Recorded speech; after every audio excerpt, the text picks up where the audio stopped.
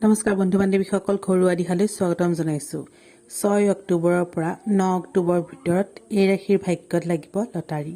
বন্ধু বান্ধৱীসকল, জ্যোতিষ শাস্ত্ৰ অনুসৰি 6 অক্টোবৰৰ পৰা 9 অক্টোবৰৰ ভিতৰত এনে কিছুমান শুভ সংযোগৰ নিৰ্মাণ ঘটিছে, যাৰ ফলত কেইটামান ৰাশিৰ ভাগ্য সলনি হ'ব। এইকেইটা দিনত কেইটামান বিশেষ গ্ৰহে ৰাশি পৰিৱৰ্তন কৰিব। আমি এই কথা সকলোৱে জানো যে গ্ৰহৰ পৰিৱৰ্তনৰ প্ৰভাৱ প্ৰত্যেক ৰাশিৰ ওপৰতে পৰে। কেতিয়াবা এই পৰিৱৰ্তনে ব্যক্তিৰ জীৱনলৈ সুখ আনে আৰু কেতিয়াবা নানা সমস্যাৰ সন্মুখীন হ'ব লগা হয়।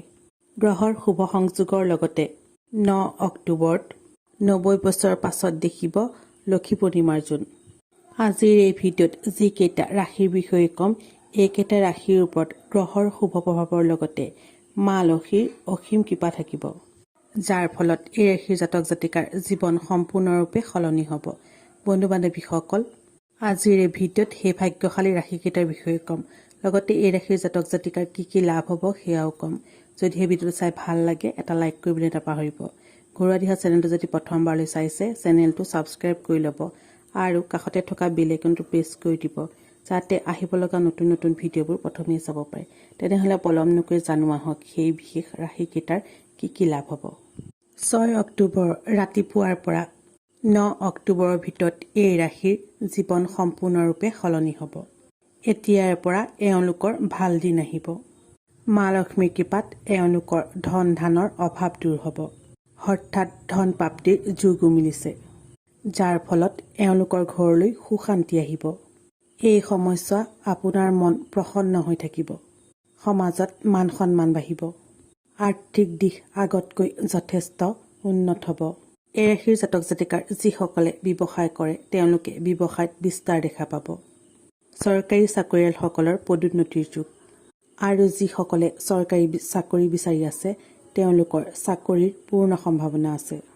এই সময়ছোৱাত আপোনাৰ আত্মবিশ্বাস যথেষ্ট বাঢ়িব। শত্ৰুৰ পৰাও বিজয় লাভ কৰিব পাৰিব। বিদ্যাৰ্থীসকলৰ বিদ্যাত মন বহিব।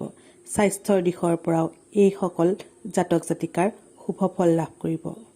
মা লক্ষ্মীৰ কৃপাত আপুনি সকলো ক্ষেত্ৰতে সফলতা লাভ কৰিব। সুখ সমৃদ্ধি আহিব। কৰ্মক্ষেত্ৰত উন্নতি, পাৰিবাৰিক জীৱন আনন্দময়, টকা পইচাৰ অভাৱ দূৰ হ'ব। এই ৰাশিৰ জাতক জাতিকাৰ দাম্পত্য জীৱন সুখৰ হ'ব। আৰু এই ৰাশিৰ যিসকল প্ৰেমৰ সম্বন্ধত আছে, তেওঁলোকৰ সম্বন্ধ আগতকৈ যথেষ্ট মজবুত হ'ব। যদি আপুনি বিচাৰে, এই সম্বন্ধক স্থায়ী ৰূপ দিব পাৰিব। এতিয়া জানো আহক সেই ভাগ্যশালী ৰাশিকেইটাৰ বিষয়ে।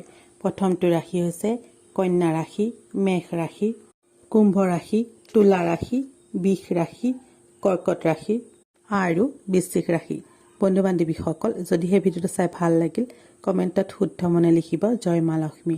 তেনেহ'লে আজিলৈ আহোঁ। ধন্যবাদ।